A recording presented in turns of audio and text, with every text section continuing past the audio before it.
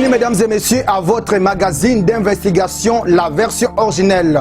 Vous êtes de la société civile, vous êtes de l'opposition, tout comme de la majorité. Voici votre magazine qui vous donne l'accès à l'information. La version originelle, c'est votre magazine qui vous donne l'opportunité à donner votre point de vue sans être contraint. La version originelle, votre magazine, passe chaque lundi, mercredi et vendredi à 17h juste. La version originelle, votre opinion compte. Mesdames et messieurs, je suis heureux de vous présenter cette version originelle. Vous avez la possibilité d'écrire tout simplement version originelle TV. Suivez-nous aussi sur Peuple d'abord télévision avec toutes les chaînes partenaires. Vous avez la possibilité d'écrire tout simplement Joseph Kayembe pour suivre l'intégralité de cette émission. Nous ne sommes pas seulement sur le plateau, mais aussi la version originelle, c'est le fait de descendre sur terrain, savoir et comprendre ce qui se passe réellement dans nos milieux. Alors, si ce plateau, c'est un plateau spécial, nous sommes à Limité, précisément à Sokopao. Nous allons parler avec Pasteur Amos, pourquoi pas aussi, tous sont des pasteurs, hein, et aussi Pasteur Emmanuel. Bon. Bango par rapport à un problème, à un fait que vous connaissez déjà. Et Belé, ce qui au Betty, version originelle, vous allez voir plusieurs émissions en ce qui concerne ces quartiers Sokopao 2 bis et 3 avec Tokosolola. Qu'est-ce qui s'est passé réellement après avoir gagné au Lamé les procès avec l'hôtel de ville? Il y a eu démolition. Tolobela qui yango na plateau a tout expliqué que c'était illégal. Pourquoi? Parce que, je me rappelle, Papa Emani, Papa Amos, ils ont même amené tous les documents qui justifiaient le fait que les gens habitent à Sokopao. Alors, 5 mois après, il y a eu changement de gouverneur. Où en est-on? Quelle est la prochaine étape? Il y a aussi l'annonce des... je ne sais pas les termes que je peux utiliser, problématique, utopique. On a toujours entendu parler de quoi? De la construction de l'automobile, comment on l'appelle? Métrokin, pardon. On a toujours entendu parler de ça. Est-ce que Yambalao, Tokomona, Métrokin, tout ezaka ba prétexte par après, ça va créer des problèmes et tout ça, on verra que le président de la République. Alors, Pasteur Emmanuel, bonjour. Bonjour Papa Joseph, bonjour à ceux qui sont en train de nous suivre en ce moment. Ça fait longtemps, apparemment, Banda Boganya procès, si le Bogenda Kolala, Binonyos Boyoka dans les sous-soutés. Jamais Tokoki Kola la tête aux alliés parce que, outre le fait d'avoir gagné le procès, voilà. Il vient ensuite l'étape de pouvoir faire exécuter la décision qui vous a ainsi donné raison. Voilà. Donc, moyen là les alliés, raison pour laquelle nous sommes sur ce plateau encore aujourd'hui. Makambo Ebele, vous savez aussi que pour gagner, il fallait quand même bokende kozwa mbongo oyo l'État lobaki bopesa ba victime aussi besoin yango soit bolobi a esili, vous n'allez pas encore faire des démarches sur ça. Oui, tango zolo balikambo ya to gagner, il sied de préciser makambo mususu parce que tango bayaki ko menacer pour la Kobuka, Topé Babuka qui n'a site Sokopao. Je rappelle que c'était le 7 et le 8 octobre, il y a 2022. Tous les cas qui nous avons dénoncé sur le chaîne de télévision, na ba média, tout crié partout pour la Koloba était ba démolition na ezalaki illégale, organisée par le vice-gouverneur parce qu'il y a des Tozotanga Mingi à l'époque Gérard Moulumba. Bien que ala tisa kingo bila casquette wana mais biso tozo ciblé mbala moko ye parce que abandi ko bundisa biso na site Sokopao leloté abandi ko bundisa biso depuis 2017 wana tozana sous régime ya Joseph Kabila siko tango azwa ki pouvoir azwi nzela ya kokoma vice-gouverneur ça a été pour lui une occasion ya ko se venger ya ko régler ba compte mais nous avons décrié to lobi était ba démolition wana ezalaki illégal. Voilà. Peut-être les gens ne nous avons pas compris dans le sens de Bandaki Kolobela. Nous avons saisi la justice. Parce que lorsque illégalité est ali, lorsque Mabé est ali, tu es bibi sonyo ce que l'arbitre final est à la justice. Voilà.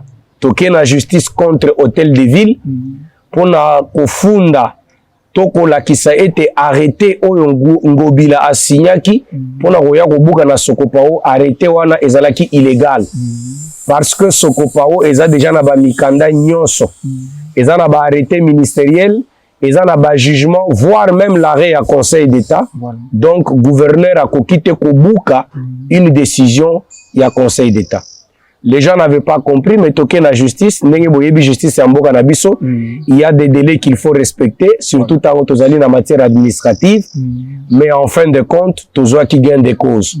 Cour d'appel et décida qui ko annulé arrêté à gouverneur Ngobila, o epesa qui ndingisa ete aya na jekoko baya ko buga na Sokopao. Cour d'appel a annulé ki yango et la cour d'appel a aussi condamné même l'hôtel de ville Papa Joseph. Voilà, na paiement il y a pas dommage pour la banda ou il y a bateau à Buka. Ça va rare que bateau bazana mbongo pena ba perdre le procès bino bosala kinini. Non, ezali kambute baganya ka procès te poza na mbongo. Voilà. Procès soko lingi o gagner procès zalande na vérité. Voilà. Biso na Sokopao toza na vérité. Na lobi awa ke toza na jugement ya tribunal de grande instance. Voilà. Toza na arrêt à cour d'appel. Tomati to comité na niveau ya conseil d'État. Okay. To gagner. Pona nini tozo gagner. Ezali juste par rapport ya ba dirigeant. Okay. Bato bazo gérer. Ba oyo bazali chargé na exécutif. Voilà. Motema mabe etondi tellement ebele que bazo linga ba ya ko tia désordre. Siko bazo ya ko tia désordre, biso tozo saisir justice. Voilà. Et la justice ezo réhabiliter biso. Donc le fait que la justice nous réhabilite, ezo qui peut que kozala na mbongo to kozala na mbongo te. Voilà. La justice so kozala na raison na yo, ozali na raison. Voilà. L'avantage na biso na Sokopao, c'est que malgré mutema mabe ya bato bazo kamamboka. Okay. Ezala gouverneur, ezala ba ministre, ezala ba nini. Malgré mutema na bango mabe o bazo ya kobundisa nango Sokopao, biso tozali na mutema ya kokita parce que justice ezo continuer kopesa biso kaka raison. Nani na bakiselo ko parce que ça eloko ba konzi bazo bosala. Voilà. Je koko aye, Ngobila ye, ba gouverneur. Tola kisi bango mikanda Sokopao eza ya kobuka te toza na raison. Voilà. Ba boudé yango. Ba ye ba buki. Mais voilà que qui vice gouverneur ya Jekoko isili. Batikeli sikoyo l'état bagnon. Batikeli l'état bagnon. Eza mutema mabe bazo tikela l'état bagnon. Et maintenant voilà que pouvoir na bango isili bakei. Batu mususu baye ba oyo baye pe bakokende mais na lingi na loba boye les décisions judiciaires oyo biso tozana ngona Sokopao et kokenda kate et kolimwa kate les régimes changeront. Président Félix Lelo aza président de la République, il exercera le mandat aussi longtemps qu'il pourra l'exercer. Enfin à kokendaka mais les décisions judiciaires ya Sokopao et kozala kaka et sikoyo awa bozana ba autorité ya sik est-ce que bossi beaucoup tanana bango parce que batwana bazwaka ba décision bango mon côté eza na ba ennemi mususu bazaka sima na bango bana bakende ko yebisa ba au moins place tel wana il faut tozwa mabele il faut tosala est-ce que bossi beaucoup tanapé comme on le dit visite de courtoisie expliquer aussi aux autorités ou soit eza canal o ya liboso bo saisir pour être gouverneur Azakutu ya IDPS. Je pense que cette fois-ci eza batu balokoti bakoticité na kanisi président Moki akobo yate parce que ayebi ke oyo aza selon information toza nango aza pena muto ya koli na kati ya parti présidentiel.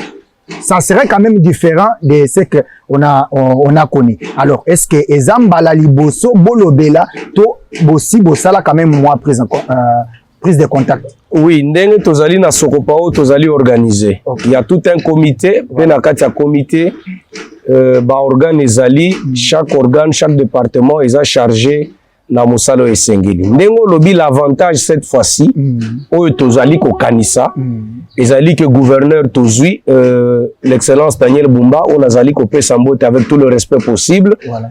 Nous espérons quand même qu'il y aura le meilleur parce que Azali Mwana ya UDPS. Voilà. Azali fils adoptif ya UDPS tendenge toza ba fils adoptif ebele. Na ba électron libre. Na ba électron libre. Oh Azali Mwana ya UDPS. Voilà. L'UDPS a prôné des valeurs. Kondo Etienne Tshisekedi, Banda Kala, nanu tozo pouvoir te, il criait, il disait, une fois l'UDPS au pouvoir, on va mettre en place un état de droit. État de droit, c'est le respect de la justice. Président Félix Alobaki, la justice élève une nation. Voilà. Mais je me dis, à RDC, c'est le seul pays où les décisions judiciaires ne sont pas respectées. Le président Azo criait, Azo Loba, non, la justice ne m'aide pas et tout, mais il faut des mesures dures. Voilà. Et je profite pour saluer aussi l'actuel ministre de la Justice, parce que c'est un monsieur que je connais personnellement, je connais sa lutte. Voilà. Nakosenga était à veiller sur le respect des décisions judiciaires. Très bien. Il y a une maladie en RDC. Voilà. Vous pouvez gagner un procès. Vous avez la décision, mais exécution et la décision on a. Et donc on dirait procès Moussoussou à part. Si le ministre de la Justice peut veiller sur ça, et à Sokopao, nous avons plus de 5 décisions judiciaires. Ils ont fait raison. Et aucune des décisions ne nous a condamnés. Voilà. Toutes les décisions judiciaires, elles ont fait raison. Même la haute décision, il y a conseil d'État pour il y a un débisoto fandeli. Dès ce qu'on a ici émission, je crois na souka na sala kinayo, na ebisa kiyo, malgré batomute mamabe. Malgré gouverneur, malgré sokinani bakoya, balobi tozo buka soko parce que toza la force politique bako buka. Mais même 50 ans après, même 60 ans après, ata bakoko na biso, bako telema un jour bako bimisa décision judiciaire pour na koloba, na sokopao bato bazalaka kuna, baganyaka procès. Siko au gouverneur, au vice-gouverneur, au ministre de Boy, abimisa pe ya décision judiciaire, oyo a gagné les yango Sokopao. Merci beaucoup à Pasteur Emani, merci à tous les téléspectateurs, mesdames et messieurs, vous êtes en train de suivre la version originelle, vous avez la possibilité d'écrire tout simplement version originelle TV, vous aurez l'intégralité de cette émission. N'oubliez pas de télécharger gratuitement votre application Blue OTT International, vous allez suivre les peuples d'abord télévision dans le monde entier. Et très bientôt, vous allez aussi suivre les peuples d'abord télévision sur Canal+. Mais déjà dans le monde entier, vous avez la possibilité, il y a qu'à suivre peuples d'abord télévision. Alors, parce que nous avons entamé étape moko à monene. Parce qu'il y a la confusion quand on parle de Sokopao. Bato bayebite, bamisu bazo benga Sokopao pakadjum. Bamisusu bazo yebate bandela kawapi et sukela kawapi. Bamisusu yango moni confusion ende sala ka so muto alinga buka abandi baventir asali yango kaka na. Alors je me rappelle bien la dernière fois au Yakakutu na croquis mobimba déjà tracé et donc et la qu'est-ce que makambu ezanani avant oye bisabiso Sokopao ezo banda wapi ezo sukela wapi et puis oye ko betele biso isikoyo lisolo ya métrokine ou aneton bato bakufi bamisu bazo maladi banda kuna bango ekendaka likolo ya métrokine mais toyoki ke bandeko ya métrokine bazali kobongama po bakita terrain tango bakokita terrain est-ce que bosali mise en bouche na bango bokutana bosolo na bango po toya kozwa lisusu baventure te batindi ya kende kosala ya bandi kozwa pe mapango ya bato donc tout ça avant obetela biso yebisana no bana mboka Sokopao e bandi wapi est-ce que Sokopao eza pakadjum soki eza yango te e bandi wapi e sukeli wapi. Oui, na koloba mingi plus par rapport à Sokopao, question ya ko clarifier. Sokopao ezali sito ezali na koloba malamu voisin na pakadjuma. Mais vu tant oyo dossier oumela ki na justice na banguna na bato ya mutema mabe oyo bazali kobundisa site Sokopao bayaki kokotisa etuluku ya bato oyo tobengaka ba envahisseur nde bazali ko occuper site Sokopao ba mususu bazali kuna bazali ko occuper Sokopao illégalement ça veut dire baza parmi ba victime oyo babukelaka bango banda kuté bango baza ba envahisseur ba envahisseur wana nde bayena kombo oyo zoyoka mikolo bazobenga kawele. Kombo ya kawele ezali kombo oyo ba envahisseur ba pesa site ya Sokopao. Mais le nom du site ezali Sokopao. Na ba mikanda soko tangi arrêté ministériel. il y a urbanisme. Soko tangi arrêté ministériel, il y a affaires frontières. On vous dira que le site Sokopao est bandit de la première rue, tina 12e rue, les longs, il y a avenue Poids Lourd. Quand on tanga arrêté ministériel, il y a urbanisme, on a même délimité. Le ministre est clair. Alors, le site Sokopao est allé délimité au nord par telle avenue, au sud, à l'est. Le site est bien cartographié. Il y a une confusion à faire. Combo Bozo Kaya Kawele, c'est un nom qui n'existe pas à Kinshasa. Voilà. Et Zali Combo yo ba envahisseur, oyo bazali ko envahir site Sokopao na minito yo, bangonde baye komema Combo ya Kawele. Voilà. Donc, ce que qui mutazo betela yo lisolo ya Kawele, ça veut dire Sokopao. Mais le nom légal, Combo ezali na Bamikanda ezali Sokopao. Très bien. Kawele ezali loko la surnom. Oyo baye ko pesa na Sokopao. Mais nandimite ke na ba document moko administratif ya ville à Kinshasa. Voilà. Ezali na parti moko boye babengaka yango Kawele. Voilà. Donc soko yoki ata mutu o gouverneur o nani no nazu autorisation nazu arrêté portant démolition na Kawele. Ezali une manière ya ko camoufler. Alinga bimisa Kawele neti kombo moko boye te Kawele nde Sokopao. Très bien. Tozali site voisin na Pakadjouma. Sokopao est bandit de la première rue jusqu'à la 12e rue. Toi entamé sikoyo na oyo etali société ya Metrokin ebomisa bato tomona mwana mboka Jekoko à l'époque donc toyebaki peut-être que tango azobuka lelo lobi babandi misala bato bazo ba maladi bakufa ba papa ba mama bato balala libanda ba misusu batikala kozonga kuna te ka likolo ya Metrokin. Mais en tant que responsable ya Sokopao, est-ce que boyoka pe lisolo wana biso en tant que journaliste to zuis déjà ba information au Metrokin ezo banda tout ça sikoyo kobanga na biso eza ke tango Metrokin ekoya ko exécuter ou soit ko banda misala wana désordre ekota mutu asalaka na Metrokin a se retrouver comme na lopango wa mutu mususu parce que mutu wana asalaka te na kati ya Sokopao et bandi ba désordre. Quelles sont les mesures en tant que des responsables boko sala boko zoa pour éviter ba problème tango bandeko ya hôtel de ville bako kitana terrain bako ya kosala misala wana baya lisusu kozo kisa bato e ba mama ba papa oyo basi bazoka likolo ya Metrokin ba mona peu Metrokin était jusque là. Ouais, jusque là ce qui n'a koki koloba un mot par rapport à Metrokin, la li était c'est vrai, site Sokopao na biso et si qu'ils ont prêté confusion na batou et si kapé banguna balingi ba profiter pour na kota. Voilà. Pour na lobi awa ke tozali de première rue jusqu'à la 12e rue le long ya Poids Lourd. Voilà. Pe okomona ke le long ya Poids Lourd ezali pe na rai ya munene o eleka place wana. Mais lorsque le service de l'urbanisme babanda ki kosala plan d'aménagement ya site Sokopao. Batika qui bien la distance exigée. Yango no moni ete soko ye na site Sokopao. Même ba construction na biso est respectée. Tokoti na kati ya emprise o ezali ko limiter mapangu na raité. La distance est bien respectée. Le service urbanistique bayebi bien mesure oyo batikaki. Ces mesures sont respectées. Les problèmes ezali batu ya mutema mabe po na Congo ba miyibi baza partout. Il suffit mutu bachaye na mwa poste moko songolo ata bachaye no ageraka congélateur ya masanga na salle de fête. Alinya bana ko contrôler na bakiti. Ye bachaye na congélateur, ye wana komi côté bakiti. Donc c'est ça le problème avec le Congo. Batu bakoya na cadre ya makamwa Metrokin, mais vu que esika basengeli kolekisa soki barai ya Metrokin et leki liboso ya site Sokopao, batu ya nyamu balingi bakota bayi ba mwa 10 mètres, bayi ba mwa 5 mètres. Na kati ya site Sokopao. Les sites Sokopao eza na problème te. Site Sokopao batonga na barai te. Ndenge batu balobaka non batongi na barai. Non non. O likolo ya barai. Mutu atonga na rai azate. Ce sont le service zabuleté. Urbanisme bakiti basali musala na bango normal. Nous qui ne sommes que de bénéficiaires. To respecter les limites. Donc Metrokin tango azo ya kolekisa barai na ye, il reste dans les limites normales akoki kokota na ba limite ya site Sokopao te. Bisika na ba commune mususu neti côté ba 12e riti matakuna. Eza na bato ba respecter limite te. Voilà. Batonga ba poussana penza pembeni ya rail. OK.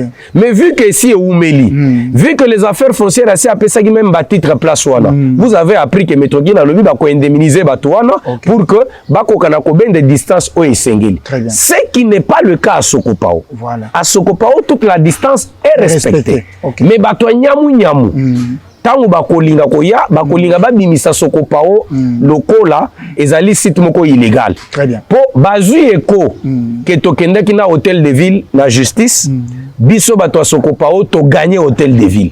L'hôtel de ville a été condamné au paiement de dommages et intérêts. Siko bato nyamu wana bakei kokutana na Daniel Bumba. OK. Bazo beta lisusu lisolo ya Sokopao te. Ba changer combo. OK. Ba comité omoni bato ya quartier Kawele. Il n'existe pas de quartier Kawele dans la cartographie ya ville à Kinshasa. Très important. C'est le quartier Sokopao et non le quartier Kawele. Bazo linga ba camoufler pour que Daniel Bumba qui peut-être n'a pas la réalité de choses. Allez. Après alobi non eza Kawele. Tant bazo se Kawele zo boule Kawele za soki na Équateur soki wapi. Non, ezali na kati ya Sokopao ne ba pesa kombo wana ya lukuta. Kezali Kawele nde balingi ba profiter na la désordre. Voilà un peu ce que je peux dire par rapport à... Je pense que c'est vraiment une occasion d'envoyer un message clair à monsieur le gouverneur de la ville de Kinshasa. Monsieur le gouverneur, vous venez du parti présidentiel Moutouako Sayote. Donc, vous venez de suivre peut-être en quelques lignes. Donc, ce qui était avant vous, Batikelio Banyongo. Donc, ceux qui conduit le susnaire, yo peut kotika Banyongo parce que c'est pas aussi une bonne chose. Alors, nous tendons petit à petit vers la fin de cet entretien.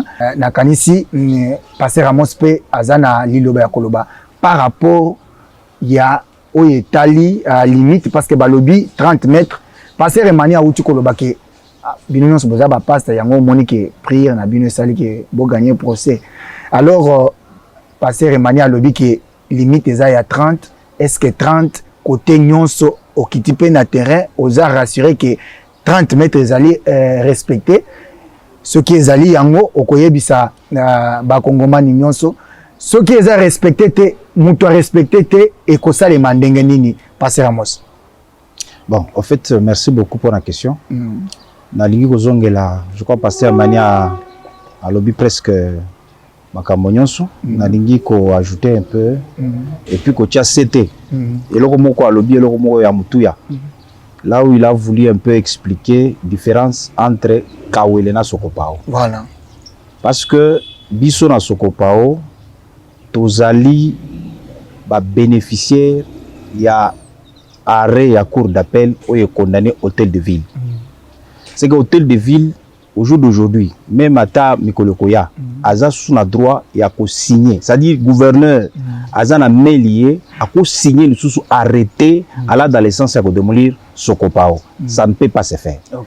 Mais Maïre na bango ya mabe bazanango, ils vont chercher à camoufler, à changer combo. Dans le sens que toujours signer arrêté à Sokopao te, toujours signer arrêté à Kawele. Par exemple.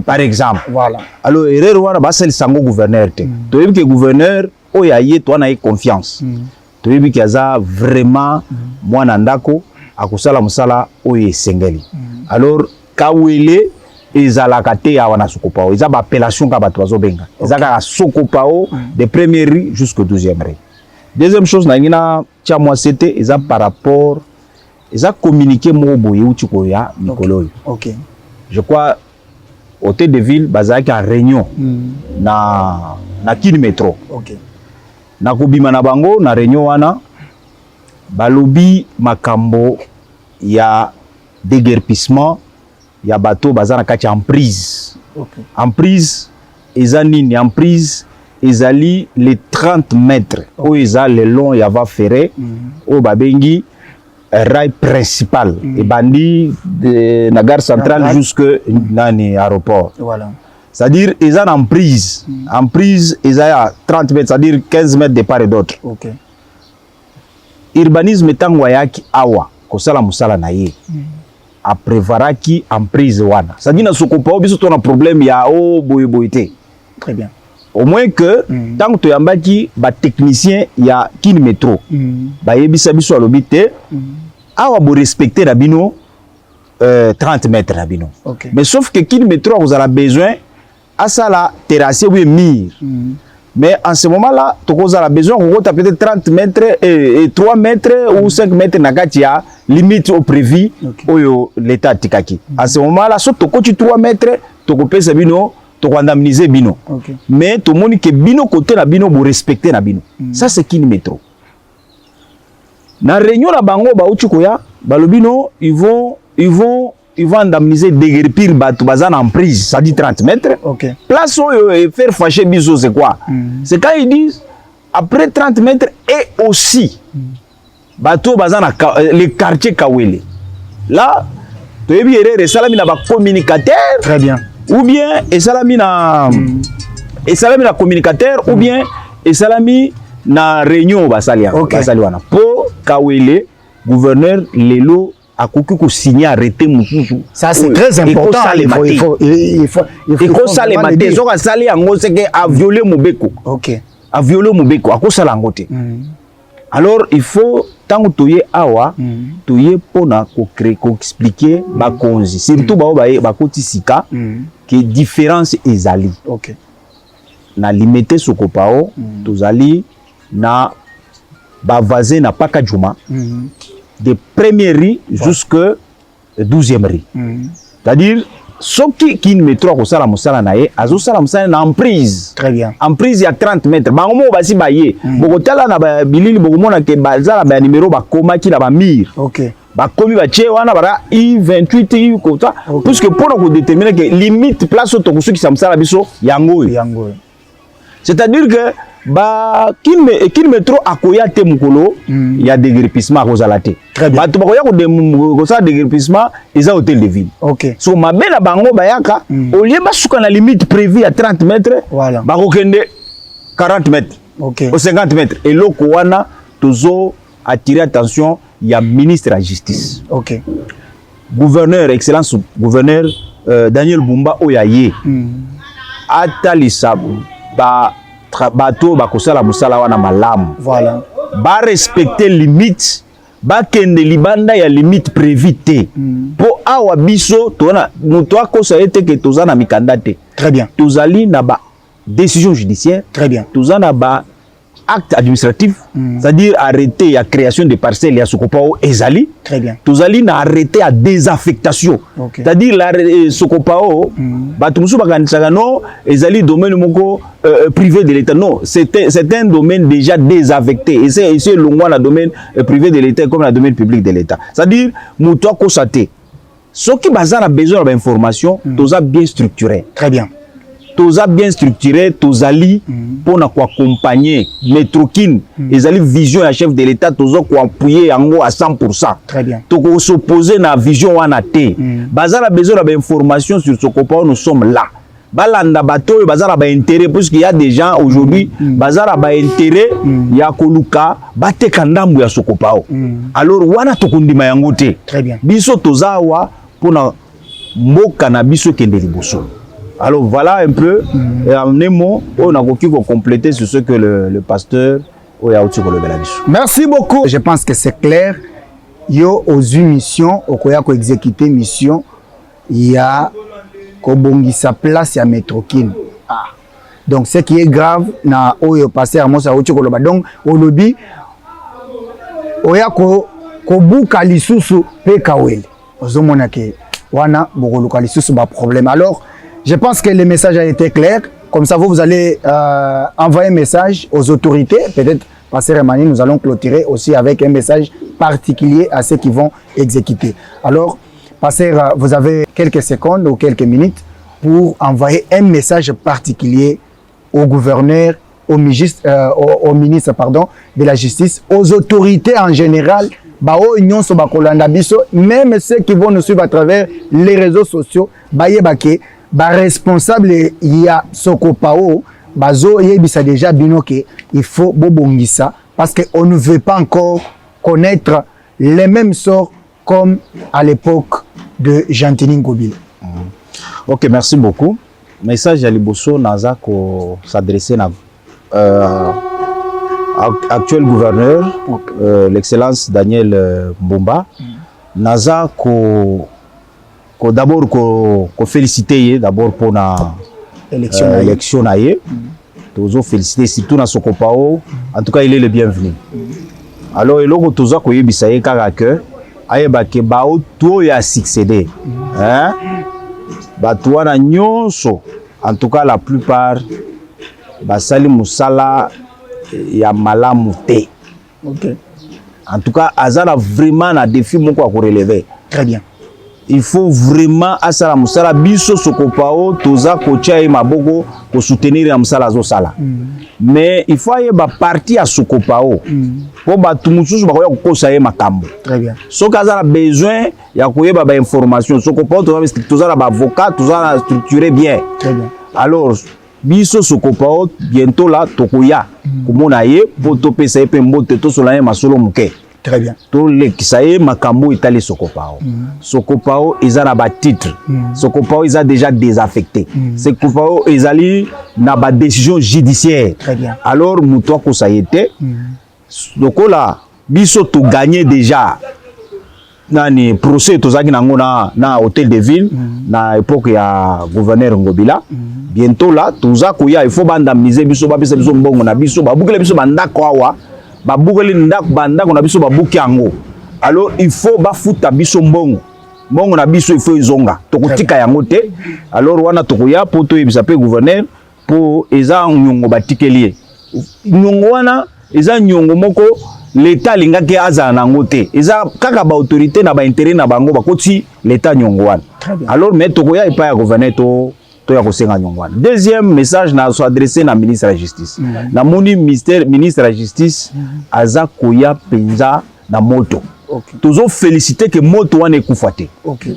To lingi moto wana zo ya nango akende nango ntina suka. Na dossier etali Sokopao biso toza na ba décision judiciaire ya Sokopao. To lingi en tant que ministre de la justice a appuyé biso dans le sens ya ko soutenir ba décision judiciaire nyonso toza nango ezala vraiment respecté. Très bien. Parce que to sengi biso to yaka na Sokopao to lelaka bayokela biso mawate biso toza problème ba mawate biso toza na mikanda na biso ba respecter nde ba décision wana. Très bien. Mawezala neti muto wana iloko te bozo se boyokela mawate biso to lobaka biso to na mikanda toza na mikanda nyonso o esengeli po muto avanda na mabele. Alors to sengi la gouverneur et na ministre de la justice a veillé sur la décision judiciaire au nyonso toza nango. En tout cas ba exécuter en nyonso. To remercier puis na remercier na maman premier ministre. Voilà. En tout cas to monique gouvernement oyo toza na espoir que mabe ekozala lokola oyo ezalaka te. Alors ekozala soutenir toza na kotia tozo soutenir ye pour que makambo ya Sokopao muto koya na makambo ya Sokopao na kati ya gouvernement na ye ayeba ke Sokopao n'est plus à toucher. Sokopao eza na mikanda. Voilà. Ça va, je salue également les généraux, donc la Commission nationale de la défense extérieure et aussi des armements.